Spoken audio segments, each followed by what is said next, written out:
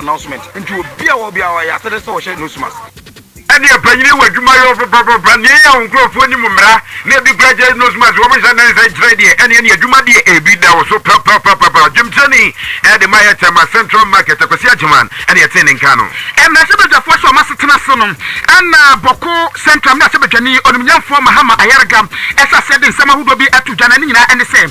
Was so atrocious in the COVID-19, every Ghana, Nene, Amani Papi, no Majuma, Atos Rania Bassam, Nanipa, and Sadaniska, Umbotom Nidia, and Kabayan Kagana by Omomadia said, who bet me as so public university no student, who bet me as so Masana, School Fish Mutiano, saying that you're planning a band of Munisio too, Nanko Fanas, a band bet me at Tabrinina, a semi Everto Janon, Wamodica Abobwa, and what the next one, and so catch it, Chuman Trick, El Masabajamum, and they wake up put it to you. Now, Dom Cassan, so they have to put it to you.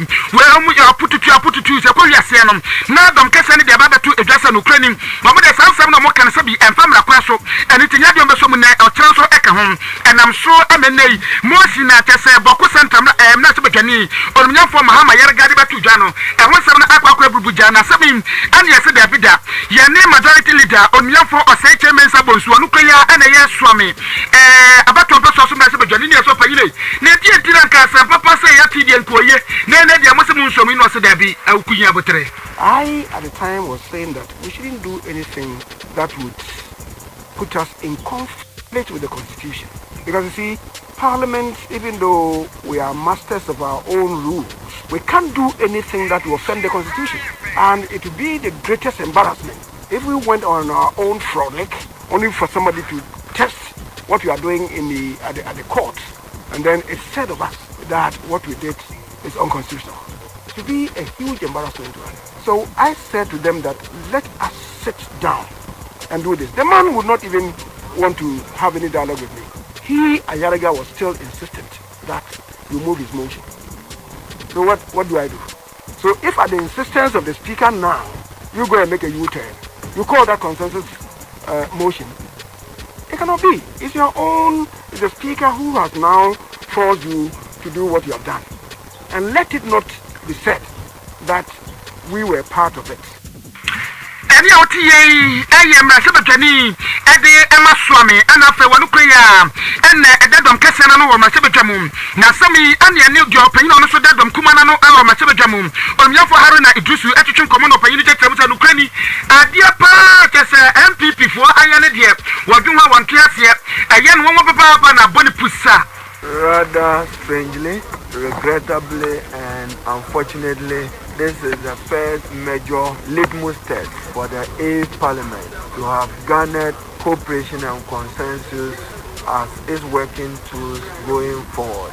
I can only be disappointed that a section of our colleagues have been denied their right to vote by their observance strictly to the COVID protocols and the directives of the Speaker. How could we have left them out? Certainly not respecting the Constitution and respecting our standing orders. The right to vote is vested in all, not persons who are in denial because they do not want to help a surge in COVID. But today's ruling for me is significant in many respects. Significant in the sense that building cooperation and consensus may probably prove difficult going forward, because this was our first opportunity to have had cooperation from those in the government or ruling party. It means that they are not ready to cooperate, they are not ready to build consensus, and they probably may find it very difficult asking us to do same in the foreseeable future.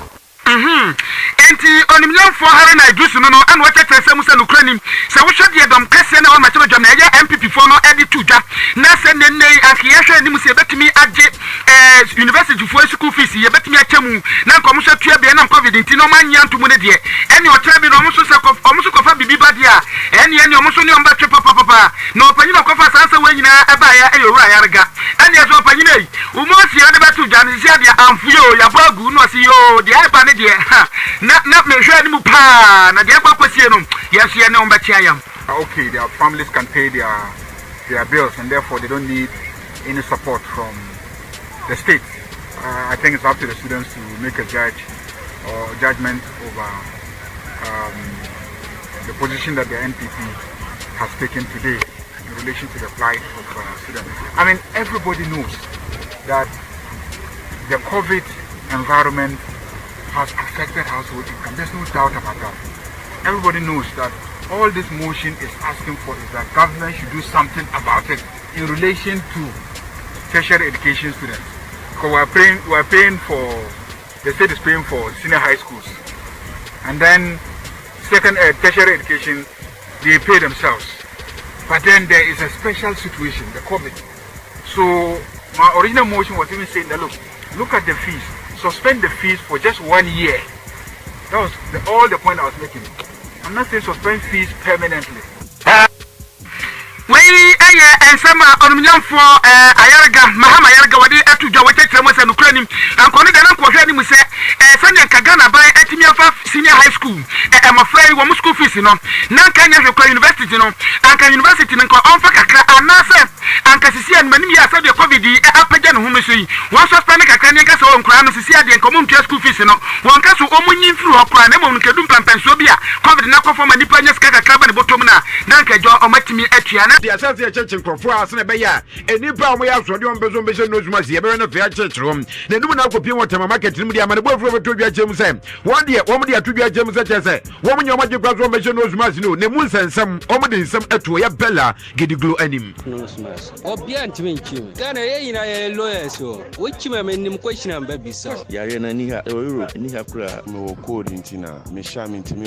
Mitnaka moi, Namashe, Missifike moi, Meji, Senabaya, because when I take Dodo, into Shamiam to me, baby, and I press me pen when more for any Biana Minister or 1 city, and I press me independent command, Michelle. And my home is me, as me, as an free.